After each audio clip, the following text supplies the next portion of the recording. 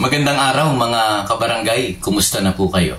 Isa sa ating mga subscribers ang nagtanong sa akin, bakit daw matapos sila na magkasundo ng kanyang inireklamo, basta na lang sila pinauwi. Wala daw ibinigay sa kanila yung KP forms, KP form number 16 in particular, na sinasabi ko lagi dito sa Katarungang Pambarangay Channel.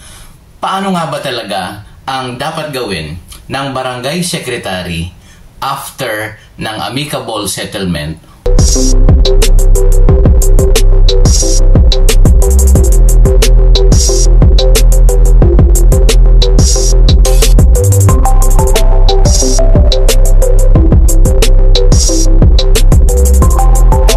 Sabi po sa section 411 ng Republic Act 7160, all amicable settlements shall be in writing. Ito po yung nakalagay sa KP form number 16.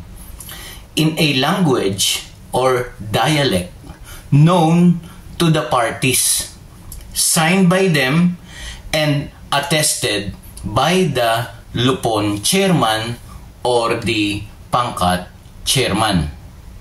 At dagdag pa, sabi, when the parties to the dispute do not use the same language or dialect, the settlement shall be written in the language known to both of them. Kaya po, doon sa tanong na, is it mandatory for the Lupon secretary to furnish copies of settlement or arbitration award to all the parties?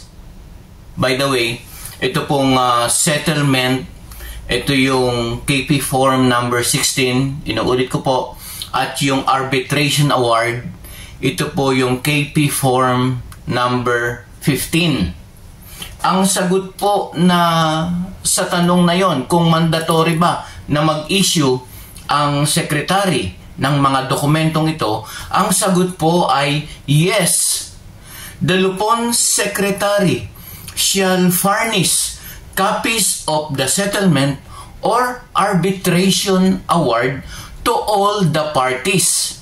Yun po ang sinasabi ng implementing rules and regulations ng Katarungang Pambarangay Law na matatagpuan po sa Rule 3, Section 2 at Paragraph J.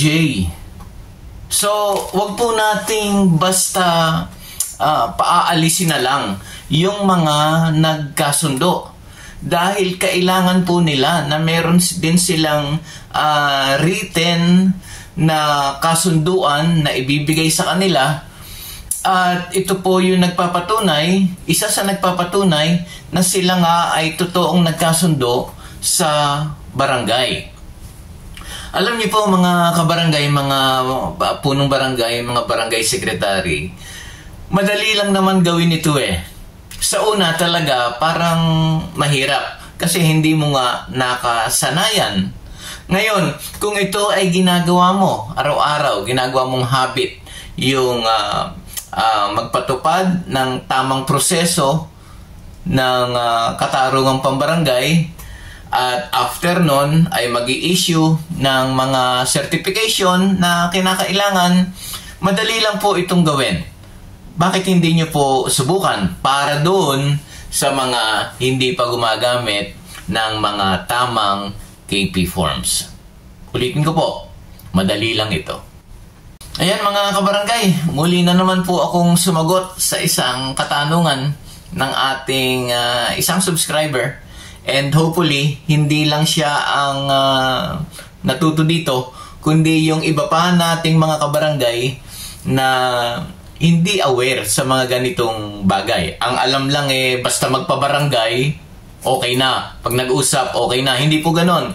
Meron pong proseso ang ating barangay justice system.